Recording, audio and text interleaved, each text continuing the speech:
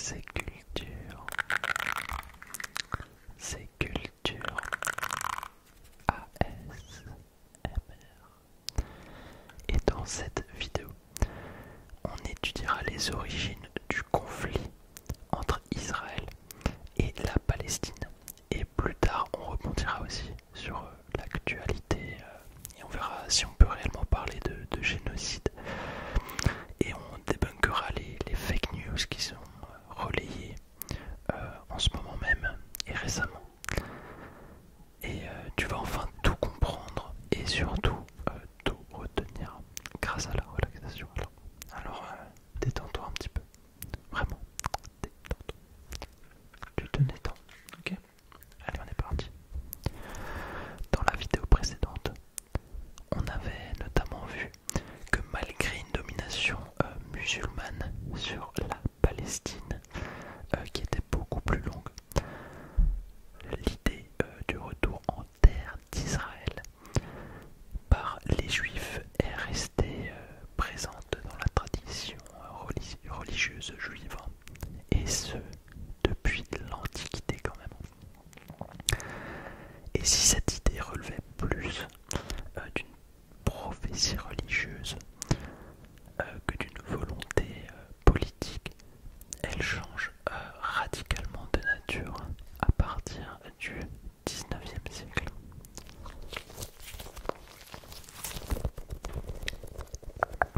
Et c'est ça qu'on va voir justement tout le long de la vidéo, quoi. Je me suis préparé un petit thé parce que il commence à cailler en ce moment. Moi j'aime bien.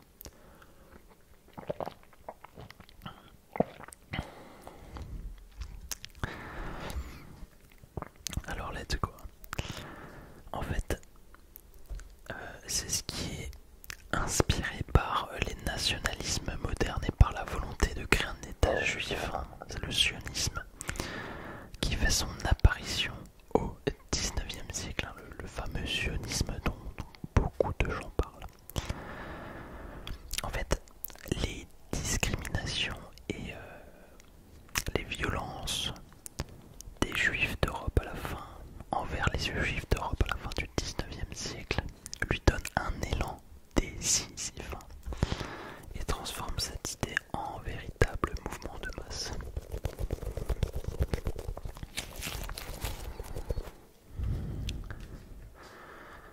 Je vais vous prendre la définition exacte du sionisme parce que je m'en souviens plus, j'ai pas envie de dire de bêtises. Alors je vous lis la définition. Le sionisme, c'est une doctrine, un mouvement politique dont le but est la construction, la consolidation et la défense d'un État juif en Palestine, donc près de Jérusalem. Voilà. Bon, c'était à peu près ce que je voulais dire, mais bon, vaut mieux être précis dans ce cas-là. En 1881, c'est une période qui est très importante parce que le tsar Alexandre II est assassiné par un groupe révolutionnaire. Et bien qu'aucun juif ne soit impliqué, des rumeurs circulent. Les juifs seraient responsables, mais il n'y a pas de juifs directement impliqués dans cet assassinat. Les autorités locales et parfois la presse alimentent ces accusations trompeuses.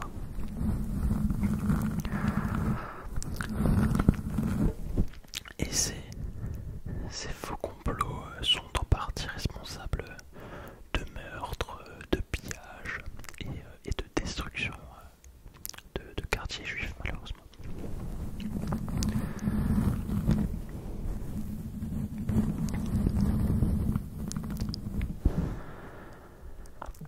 La première, c'est ce qu'on appelle Aliyah. La première Aliyah commence une vague moderne d'immigration juive.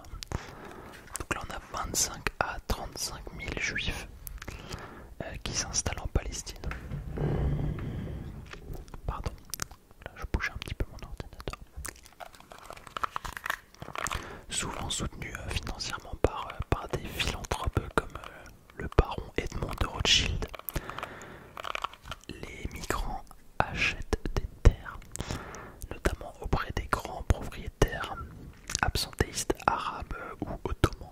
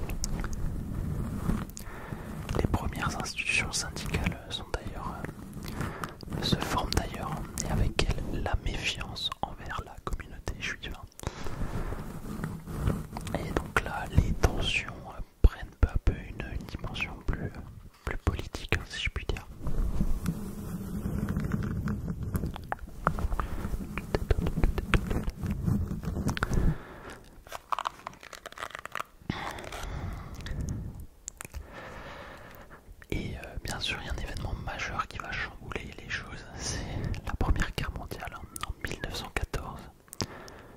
Au commencement de la Première Guerre mondiale, les Ottomans s'allient à l'Allemagne. Alors là, la Palestine devient un théâtre stratégique pour les Britanniques parce qu'elle se situe proche du canal de Suez, le fameux canal de Suez.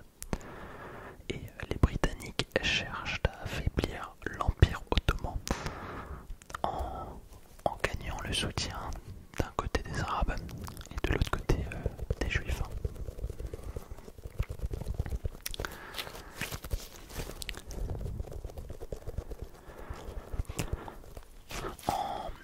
En 1915 et en 1916, sans accord officiel, les Britanniques promettent à Hussein, chez le shérif de la Mecque comme on dit, l'indépendance arabe après la guerre.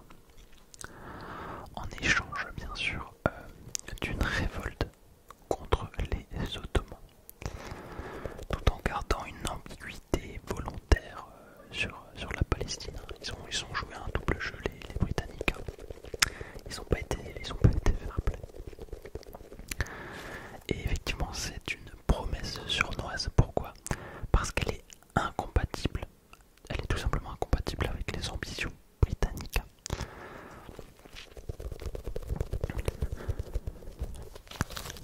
J'espère que vous comprenez où je veux en venir.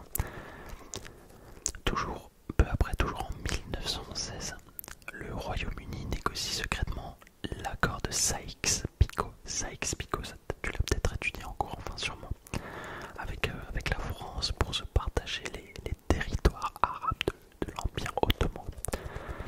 Avant même la fin de la guerre. Avant la fin de la guerre. Et il est prévu que la Palestine reste sous contrôle international. Donc cet accord contredit déjà l'idée d'une indépendance arabe totale promise à Hussein, tu vois.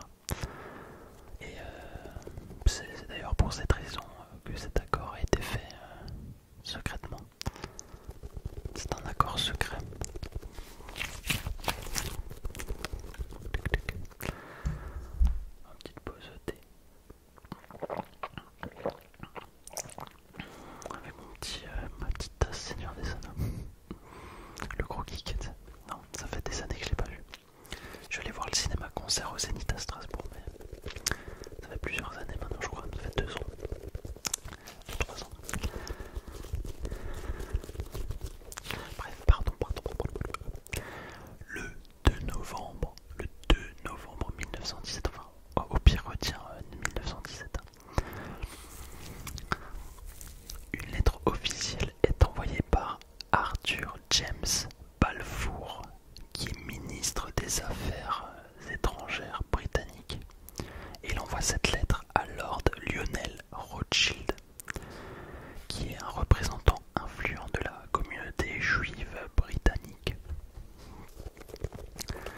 Et cette lettre, elle déclare que le gouvernement britannique soutient l'établissement en Palestine d'un foyer national pour le peuple juif. Ouais, c'est ce qu'on appelle la déclaration Balfour, simplement parce qu'elle est envoyée par James Balfour.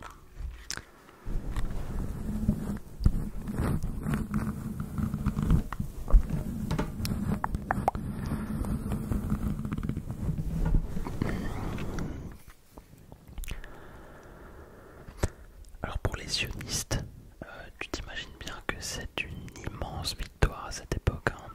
Une immense victoire diplomatique parce que c'est la première reconnaissance officielle par une grande puissance de cette création d'un foyer juif en Palestine. Et bien sûr les Arabes le perçoivent comme une trahison. Vous voyez comment les tensions commencent tout doucement à apparaître. Ça a pris des années, hein.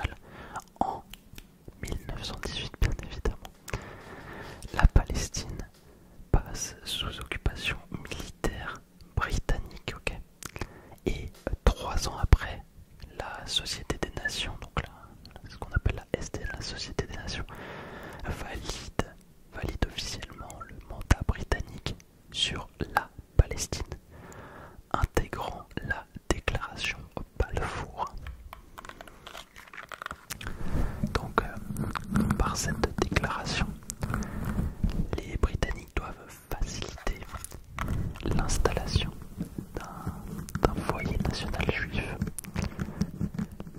tout en protégeant les droits des habitants arabes.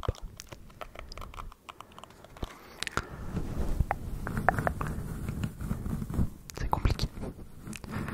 Et pendant des années, les alliés, c'est-à-dire les migrants, les migrations juives vers la Palestine vont se multiplier, donc ce qu'on appelle les alliés, notamment à cause des pogroms en Russie ou de l'antisémitisme économique en Pologne.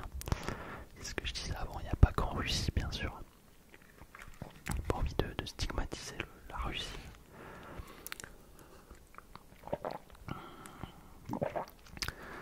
Mais c'est, tu t'en doutes, c'est surtout dans les années 30 que l'immigration juive devient vraiment massive après la montée du nazisme, malheureusement.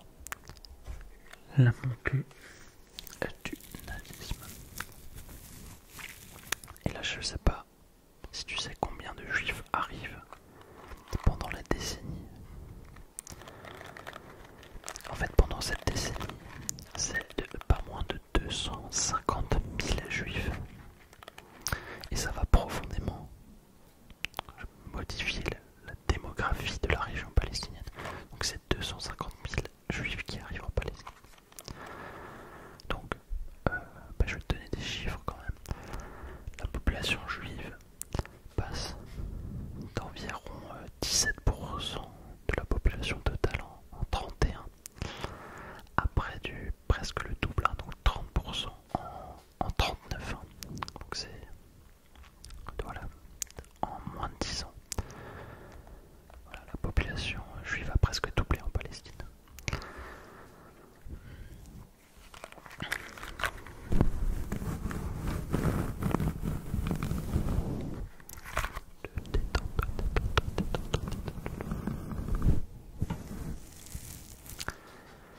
Et puis ça fait déjà un certain temps que les tensions sont déjà palpables. Et ce pour plusieurs raisons. Les Arabes palestiniens majoritaires dans le pays craignent que l'immigration juive massive ne les transforme en minorité et ne mène à un État juif indépendant, notamment avec la fameuse déclaration Balfour. Et les organisations sionistes achètent des terres à des grands propriétaires absents, donc des Syriens et des Libanais. Et les paysans arabes sont parfois expulsés après ces ventes. Donc voilà, ça crée un sentiment d'injustice. Et en plus, la modernisation agricole, ça c'est aussi un point important. Et ça, j'étais étonné aussi de savoir ça parce que je ne le savais pas du tout. C'est que la modernisation agricole importée d'Europe et l'arrivée de main-d'œuvre juive organisée et qui sont beaucoup plus qualifiés, enfin qui sont souvent plus qualifiés on va dire, ça entraîne aussi une concurrence sur l'emploi et surtout dans les villes. Voilà, et ça c'est ce qui va aussi attiser les tensions entre les communautés.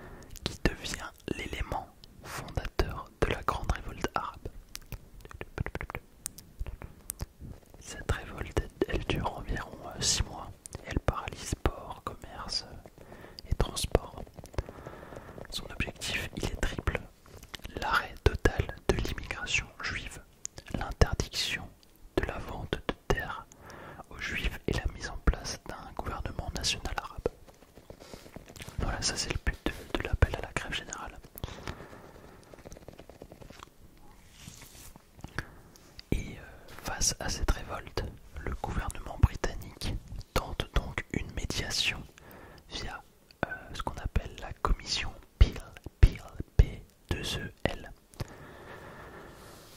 Mais bon, les négociations sont un échec. Malgré tout, le plan Peel est publié en 1937 et il préconise un partage de la Palestine.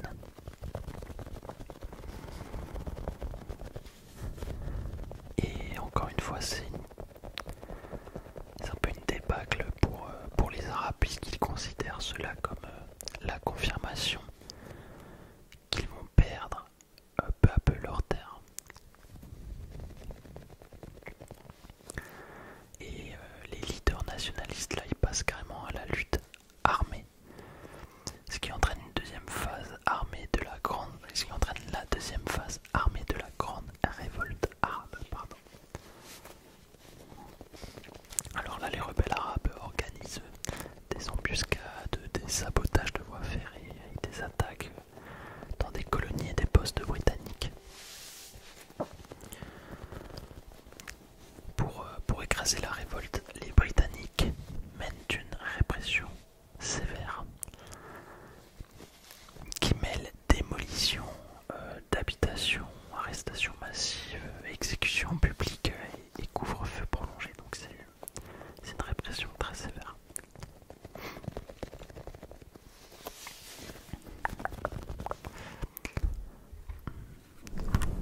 En 1939, l'insurrection est écrasée au prix d'environ 7000 morts arabes. Mais Londres craint une nouvelle flambée de violence.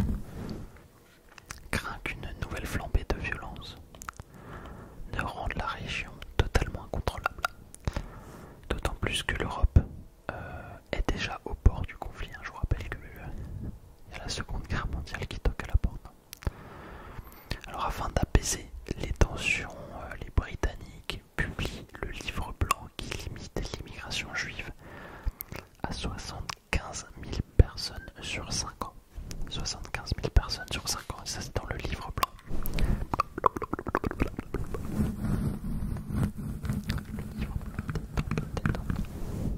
Donc c'est dire une proportion de seulement 5% de juifs supplémentaires par rapport à la population totale en 5 ans.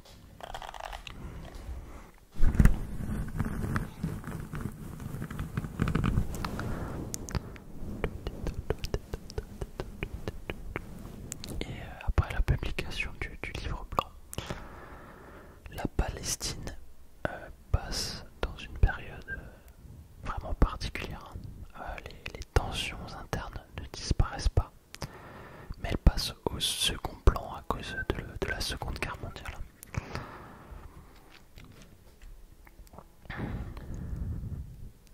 Et pendant la guerre, pendant la Seconde Guerre mondiale, les Britanniques appliquent strictement les directives du livre blanc. Donc même des réfugiés juifs fuyant l'Europe sont souvent refoulés ou internés dans des camps. Bon, à côté, en parallèle, t'as quand même un réseau d'organisations sionistes qui organise un réseau maritime pour contrôler les quotas. Voilà. Donc il y a, après la Shoah qui fait 6 millions de victimes juives, il y a tout doucement une pression internationale qui s'installe pour ouvrir la Palestine aux survivants des camps nazis. Bon, face à l'horreur, voilà, il y a vraiment une pression qui s'installe.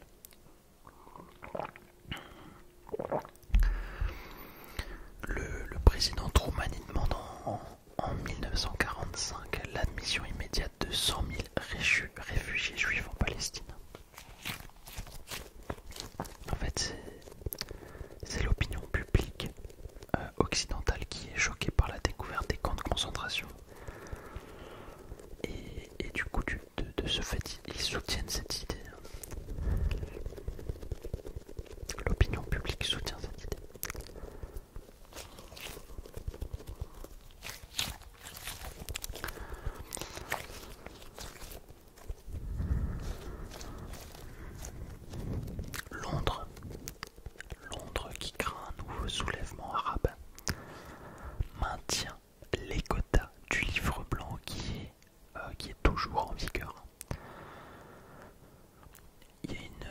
l'immigration juive clandestine qui va alors se mettre en place. Et à cette époque, la situation du Royaume-Uni est très très tendue. Parce que, en fait, je sais pas si tu as remarqué, mais elle ne satisfait aucun des trois partis. Ni les Arabes, ni les Occidentaux, et encore moins les Juifs. Donc c'est très très très compliqué pour les Britanniques. En juillet 1947, le navire Exodus Exodus 1947 quitte le port de Sète en France avec à son bord environ 4500 réfugiés juifs et pour la plupart des rescapés de la Shoah. Et leur objectif est de rejoindre la Palestine sous mandat britannique en dépit des restrictions imposées par le livre blanc. Mais le bateau est intercepté en mer par la Royal Navy près des côtes palestiniennes. Et d'ailleurs le navire est abordé de force après un affrontement qui fait plusieurs blessés et 3 morts parmi les passagers. Et les réfugiés sont finalement renvoyés en Allemagne. Et tu t'en doutes, cette décision provoque évidemment un scandale international. Alors je sais pas si tu te rends compte, mais l'image de survivants de l'Holocauste, c'est un Holocauste, renvoyé de force sur le sol allemand, c'est quelque chose qui est inimaginable. Et ça choque l'opinion publique mondiale et ça contribue à ternir, encore une fois, l'image du Royaume-Uni, tout en renforçant le soutien à la cause sioniste dans de très nombreux pays. Donc ça c'est ce qu'on appelle l'affaire de l'Exodus. Voilà. Mais il y a d'autres incidents bien sûr qui mettent Londres sous pression à l'ONU. Et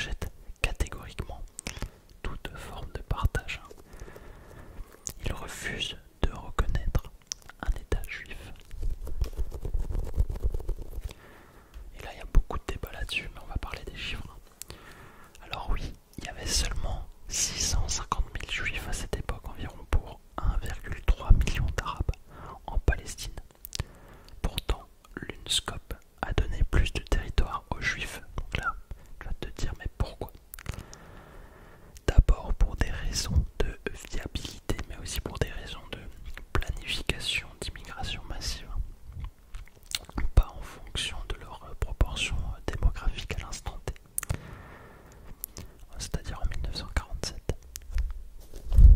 En fait, pour l'UNSCOP à cette époque, un État juif viable devait inclure non seulement les terres déjà achetées, c'est-à-dire plus ou moins 7% du territoire concentré surtout sur la côte, mais aussi des zones pour accueillir l'immigration attendue. En plus, une plus grande partie des terres juives prévues étaient moins fertiles que celles de l'État arabe. Était-ce pourtant un partage juste, sachant que les terres, la fertilité des terres pouvait être améliorée par des travaux d'irrigation, ce qui a d'ailleurs été fait? Ça, je laisse chacun en juger par lui-même. Voilà, ça, difficile à dire. Personnellement, je trouve que c'est difficile de se positionner sur cette résolution, contrairement à aujourd'hui et à l'activité qui est bouleversante. Parce que c'était quand même une période où tous les États, beaucoup d'États ont été choqués par ce qui s'est passé pendant la Seconde Guerre mondiale. Et pour info, à cette époque, Israël n'a pas encore proclamé son indépendance. Attention, ne t'y perds pas. Voilà, enfin bref.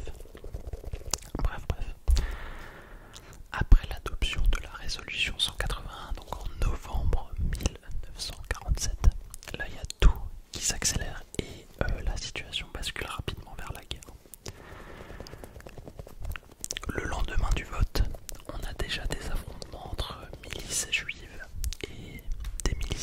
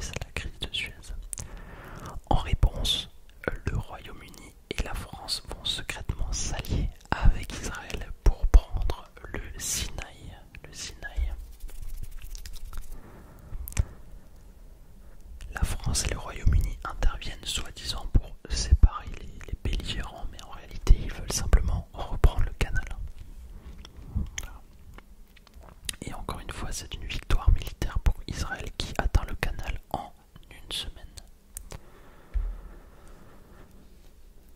Les États-Unis et l'URSS s'opposent conjointement à l'opération. Israël, la France et le Royaume-Uni sont alors contraints de se retirer. Et c'est à partir de là que l'ONU va déployer pour la première fois des casques bleus pour superviser la frontière égypto-israélienne.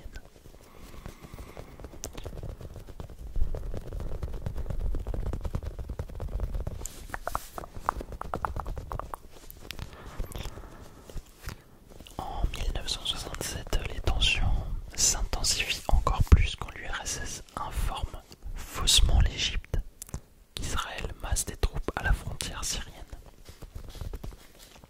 Or, la Syrie et l'Égypte sont alliés dans le cadre du pacte militaire de 1966.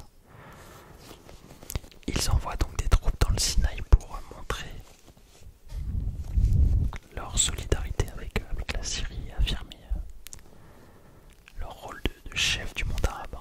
Je parle de l'Égypte. L'Égypte veut montrer sa solidarité avec la Syrie. Donc Nasser exige le départ des casques bleus. L'ONU accepte et retire ses troupes.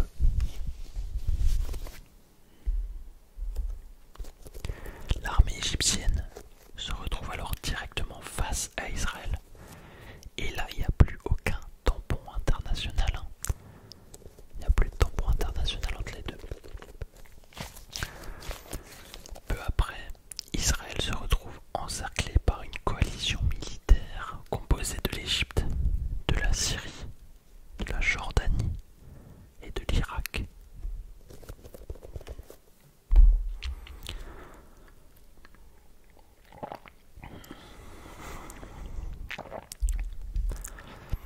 En juin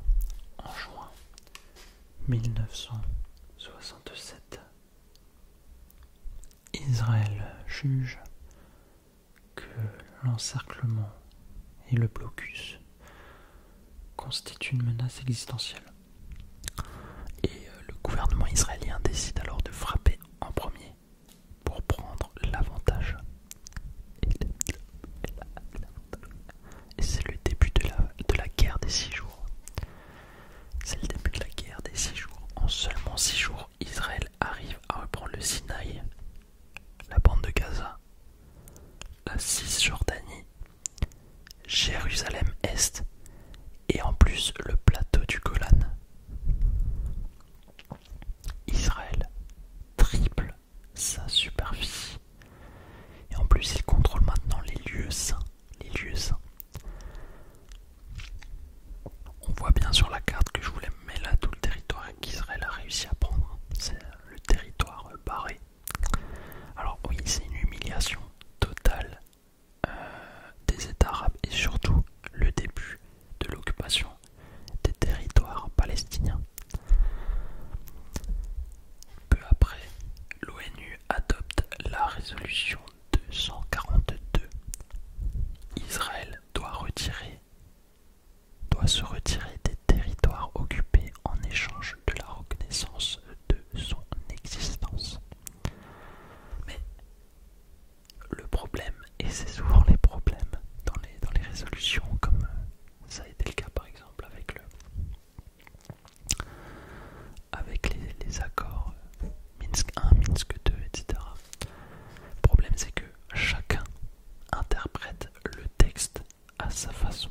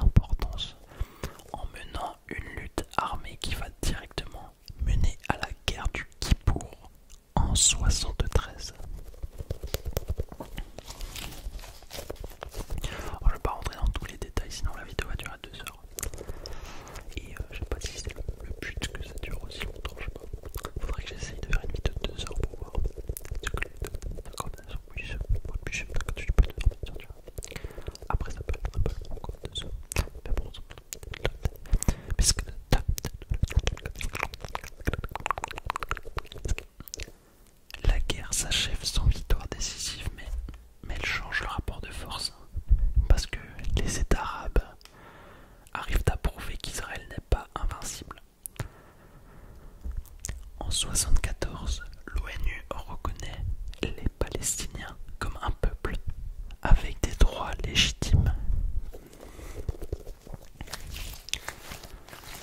Mais pour les Palestiniens, même après la signature des accords de Camp David, la situation, elle ne change pas. Israël, certes, il rend le Sinaï à l'Égypte en échange de la reconnaissance de son existence. Mais la Cisjordanie et Gaza restent occupés. Et en 1981, Israël annexe officiellement le plateau du Golan syrien. Et cette annexion, elle est reconnue illégale par la communauté internationale.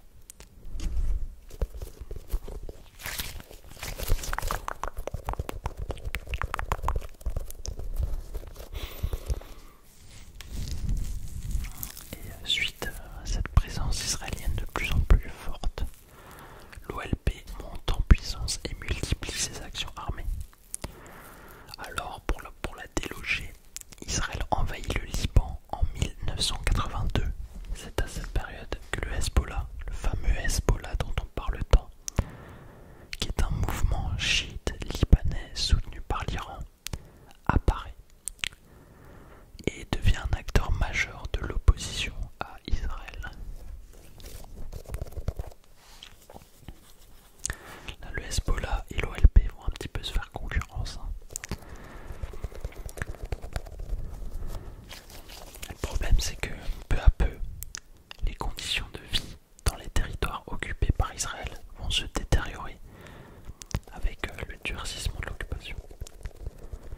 On a par exemple l'armée qui impose des couvre-feux, des contrôles, des arrestations, alors que parallèlement la colonisation elle s'intensifie et elle accapare les terres fertiles et les ressources en eau au profit des colons juifs.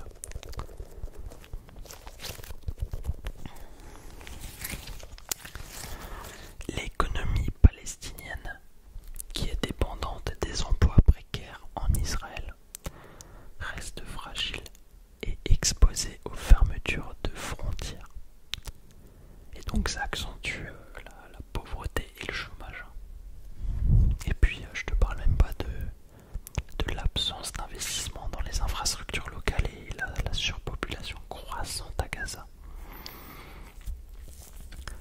Et puis à côté de ça, pour rien arranger, on a des restrictions culturelles et politiques qui nourrissent un sentiment d'humiliation et d'injustice. Donc là, bien sûr, le terrain, il est tout prêt. Ça prépare le terrain à l'explosion de la première intifada en 1987. Les fameuses intifadas. On va en parler un petit peu. Juste un petit peu. Mais là, tu vois, on arrive tout doucement à l'histoire moderne.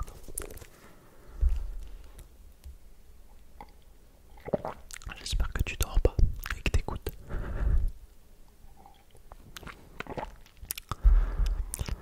Le 8 décembre 1987, en fait, on a un camion israélien qui percute une voiture palestinienne et cet accident provoque la mort de 4 ouvriers. Donc là, beaucoup de Palestiniens ils font un acte volontaire.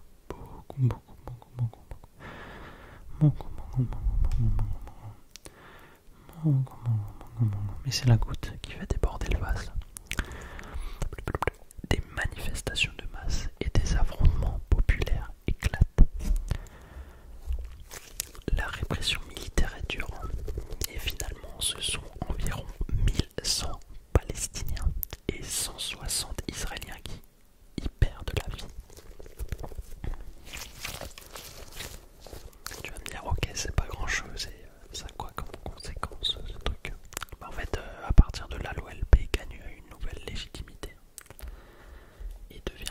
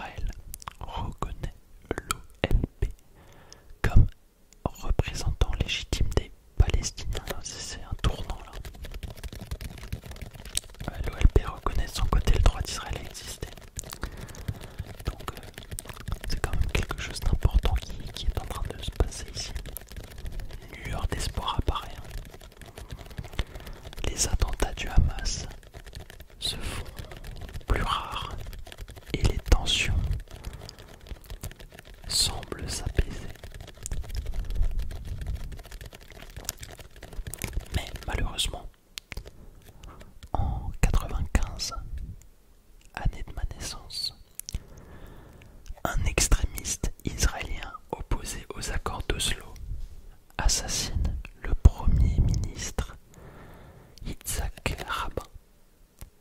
Yitzhak Rabin, la figure qui incarnait la paix avec les Palestiniens. Et avec sa mort, la trêve s'effondre. Là tu vas me dire, mais pourquoi la trêve s'effondre? Il a encore un parti politique et tout, oui. Mais perdre la figure de son parti politique, ça a un coût.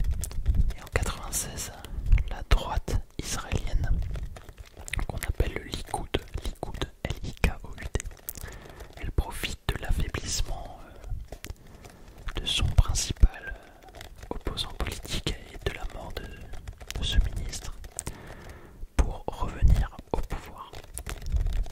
Et à la tête du Likoud, il y a Benjamin Netanyahou, un homme beaucoup plus sceptique face aux accords d'Oslo. Et effectivement, il ne va pas réellement les respecter. Pendant son mandat, la construction de colonies juives en Cisjordanie et autour de Jérusalem-Est continue, voire s'intensifie. En réaction, le Hamas intensifie ses attaques suicides. Il cible principalement les civils israéliens dans les villes et les transports publics. Benjamin Netanyahou utilise ces attaques pour justifier le ralentissement de la mise en œuvre des accords d'Oslo. Et là, un cercle vicieux s'enclenche alors pour ces accords. Un cercle vicieux.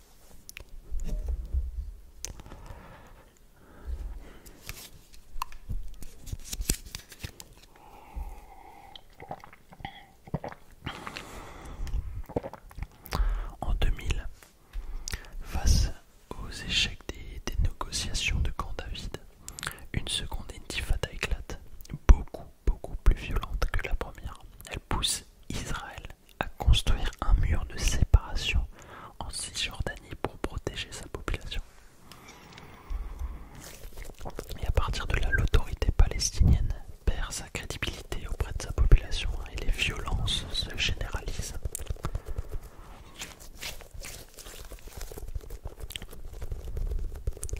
En août 2005, Israël évacue environ 8000 colons vivant dans 21 colonies de Gaza et 4 colonies en Cisjordanie. L'armée israélienne quitte Gaza, mais garde un contrôle sur les points d'entrée et de sortie.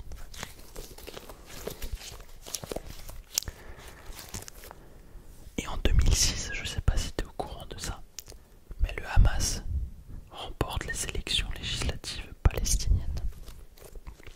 Et les élections sont internationalement reconnues comme libres et justes. Mais de nombreux pays refusent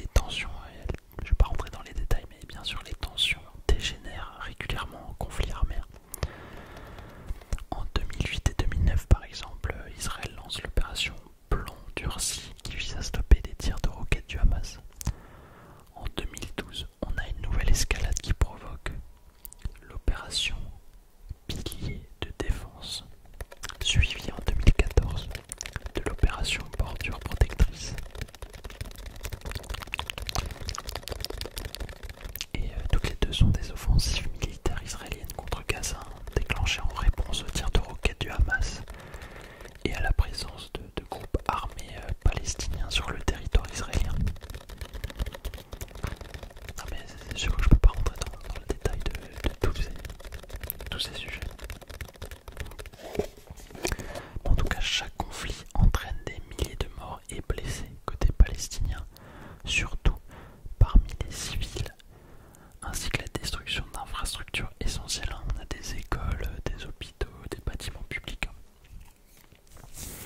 Côté israélien, les tirs de roquettes depuis Gaza provoquent des pertes humaines assez limitées, mais un sentiment constant d'insécurité. Et c'est en grande partie grâce au fameux dôme de fer que les pertes humaines israéliennes restent limitées.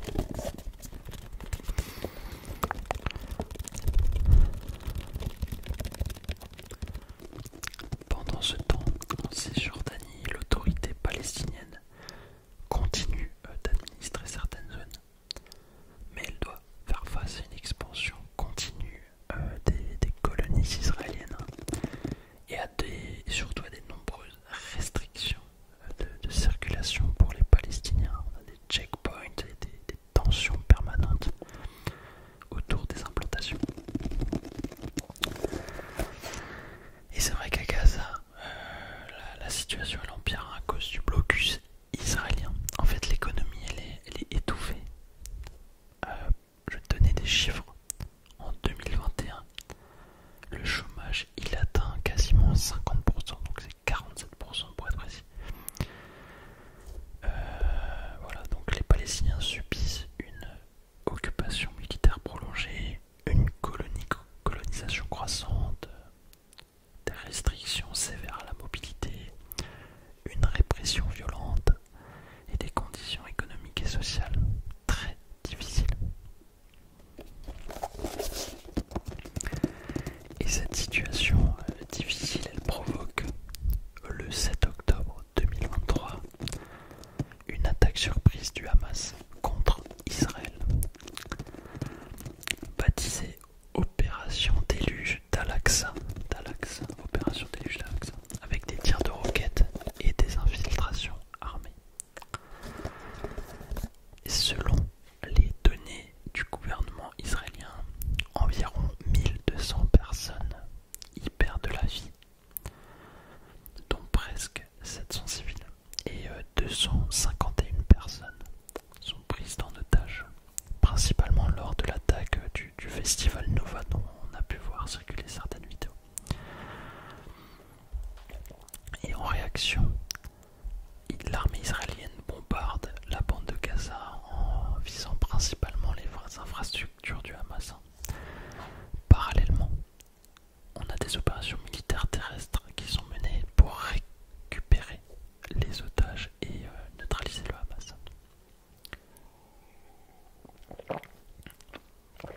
Mais le 21 novembre 2024, la Cour pénale internationale émet un mandat d'arrêt contre le Premier ministre israélien Benjamin Netanyahou pour des crimes de guerre et des crimes contre l'humanité présumés commis à Gaza, donc entre le 8 octobre 2023 et le 20 mai 2024. Et depuis l'émission de ce mandat, Netanyahou continue de se rendre dans des pays qui n'en reconnaissent pas la juridiction de la CPI, donc de la Cour pénale internationale, comme les États-Unis. Ouais, je sais que ça peut paraître étonnant, mais les États-Unis ne reconnaissent pas la juridiction de la CPI. Et là,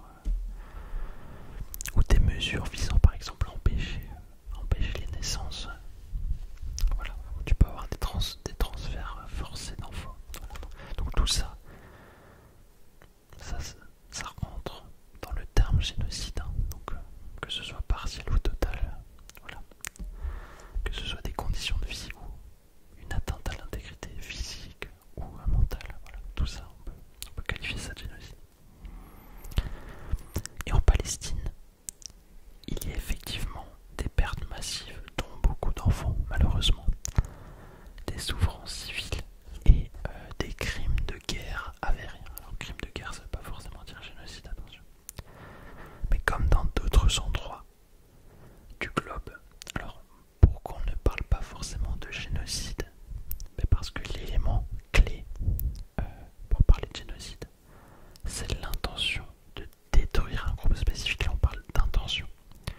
Donc pour parler de génocide, il faut avoir des preuves solides et fiables que l'intention de détruire totalement ou partiellement le groupe palestinien est avérée. Alors moi personnellement, parce que vous savez que je suis transparent avec vous, je trouve que chaque acte que je découvre par des organisations officielles et fiables, par des organisations humanitaires internationales, me pousse de plus en plus à m'interroger sur la gravité de la situation et me pousse de plus en plus à me demander si certains actes pourraient relever de ce que le droit international qualifie de génocide. Je me pose de plus en plus la question. Mais malgré tout, il reste de l'espoir. Voilà, on a la solidarité, l'aide humanitaire, on a des efforts, il y a beaucoup d'organisations qui font des efforts pour protéger les civils. Et tout ça, ça montre que des actions positives sont possibles, même dans les contextes les plus difficiles. Donc chacun de nous peut contribuer à son échelle à soutenir ces efforts et à promouvoir le dialogue et la compréhension et la paix. Donc le but, c'est pas de défendre son opinion coûte que coûte, c'est de regarder les faits, de se positionner et surtout de se poser. Et tu peux contribuer à ça en donnant ton avis en commentaire, toujours de manière respectable s'il te plaît, et en aidant à atteindre l'objectif de 100 € sur la collecte de fonds humanitaires que j'ai mis en place sur la vidéo qui me tenait beaucoup à cœur. Alors si tu peux rien donner, je comprends, il n'y a pas de souci. Mais n'hésite pas alors à liker et à booster la vidéo pour la collecte de fonds et pour moi-même. Et je te dis